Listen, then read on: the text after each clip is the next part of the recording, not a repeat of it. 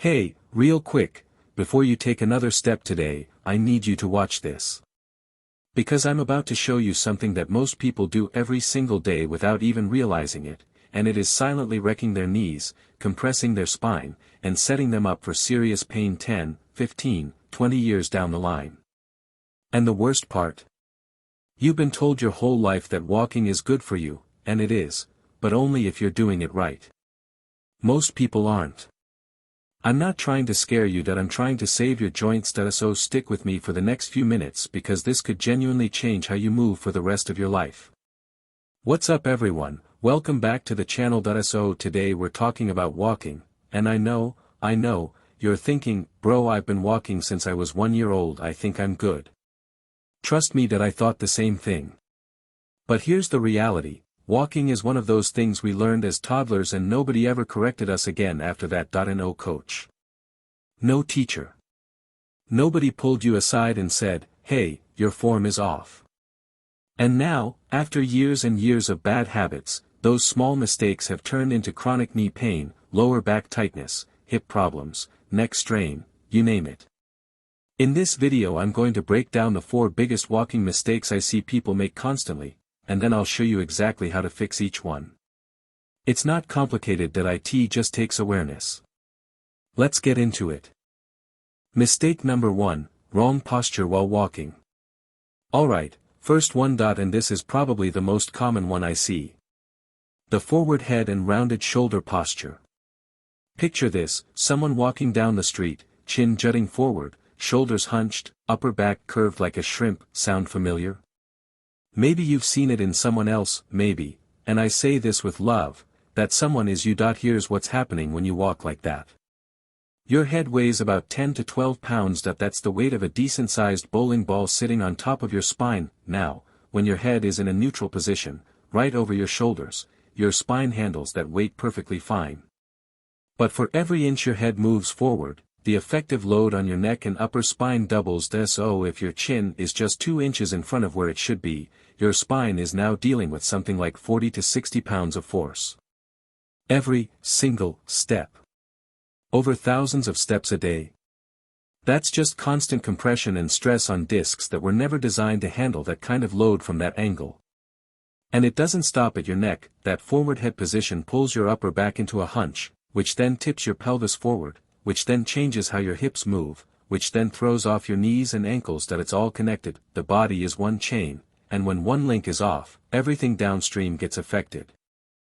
So what does correct posture actually look like? Stand tall, ears over shoulders, shoulders over hips. Hips over ankles. Think of a straight line going from the top of your head all the way down to your heels. Your chin should be slightly tucked, not jammed in, just gently pulled back so your head feels like it's floating directly on top of your spine rather than hanging out in front of it. Shoulders should be relaxed and back, not military stiff, not raised up toward your ears, just easy, open chest. And your core, and this is important, should be lightly engaged. Not flexed like you're about to take a punch. Just, switched on. A gentle brace. This protects your lower back with every step. Try this right now wherever you are. Just pull your ears back over your shoulders. Feel that? Suddenly you're taller, your chest opens up, you can breathe deeper. That's your body in its natural alignment. That's how you should be walking.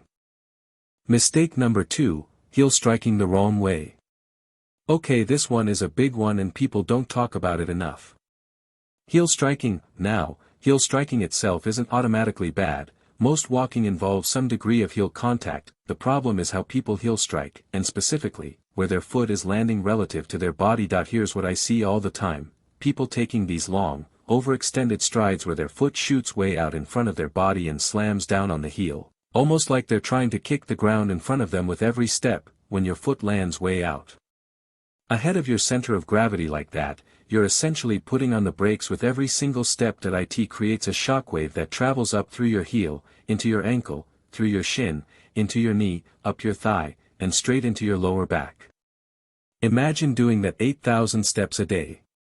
10,000 steps a day, every day. That repetitive impact adds up fast.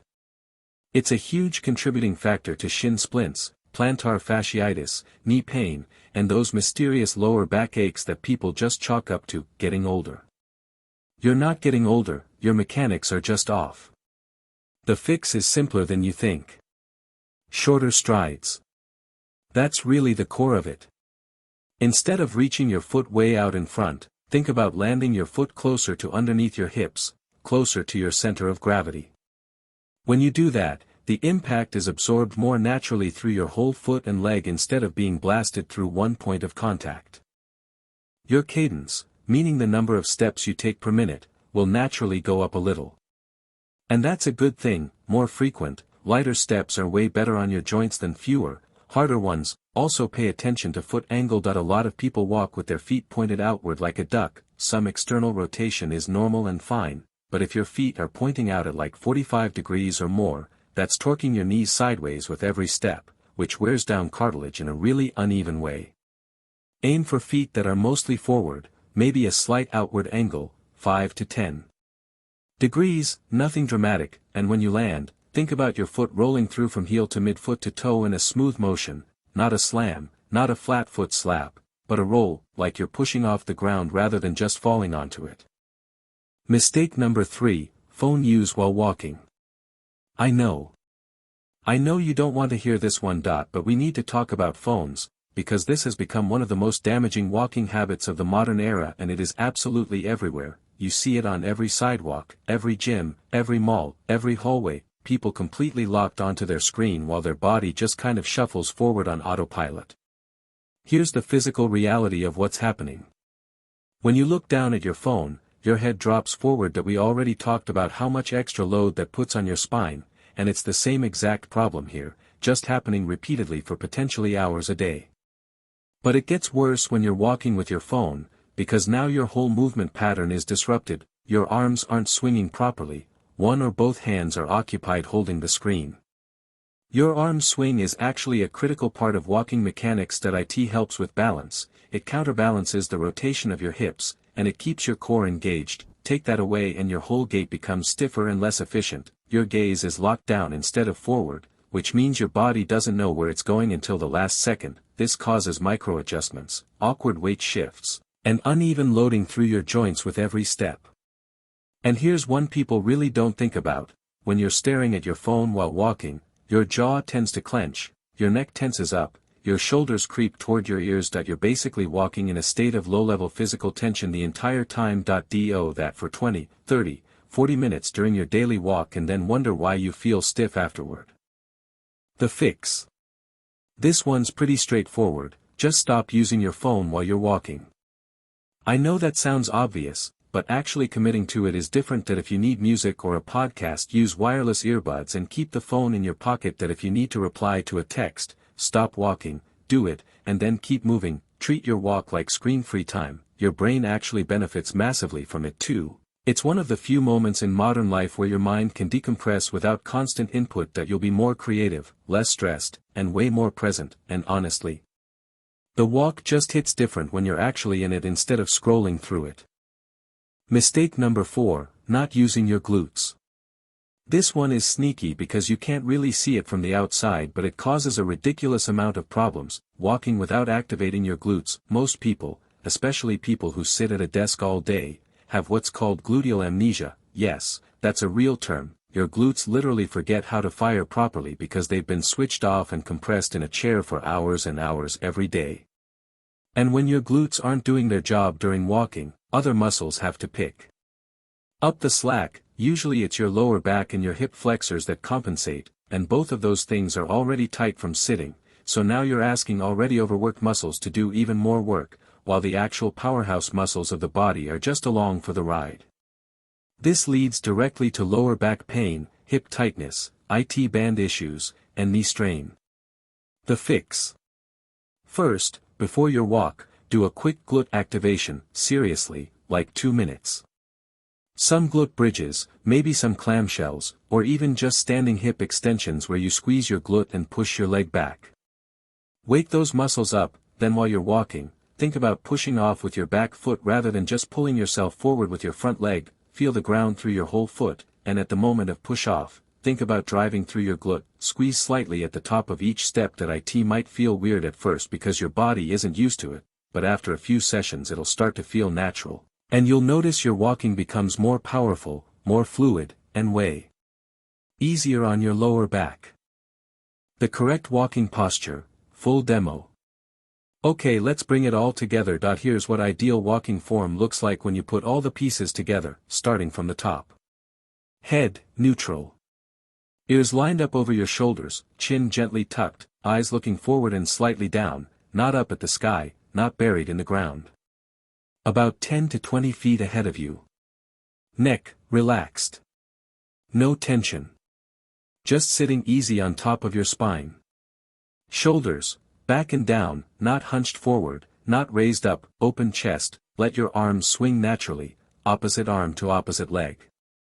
Don't force it, just let it happen. Core, lightly braced, think about pulling your belly button slightly in and up, not a full brace, not sucking in, just a gentle engagement that keeps your spine stable. Hips, neutral pelvis. Not tilted forward, anterior tilt is super common and causes lower back arch, not tucked under, think of your pelvis like a bowl of water, you want to keep it level so none spills out. Knees, soft, not locked out straight when your foot lands, there should always be a slight bend as your foot contacts the ground to absorb shock. Feet, mostly forward. Landing close to under your hips. Rolling from heel through midfoot to toe. Push off through the big toe and feel your glute fire. Stride, medium. Not overly long, not super shuffly. Comfortable and rhythmic. Breathing, through your nose if you can, deep, relaxed breaths that fill your belly, not just your chest. And the overall feel should be easy. Upright but not rigid, engaged but not tense. Like you own the ground you're walking on. Let's run through it one more time fast. Mistake 1, bad posture, forward head and rounded shoulders. Compress your spine with thousands of pounds of extra force every day. Fix it by stacking your body, ears over shoulders over hips over ankles. Mistake 2, bad heel striking. Overextended stride sends shockwaves through your joints. Fix it by shortening your stride and landing your foot closer to under your hips. Mistake 3, phone use while walking, drops your head forward, kills your arm swing, tenses your whole body. Fix it by keeping the phone in your pocket and actually being present on your walk.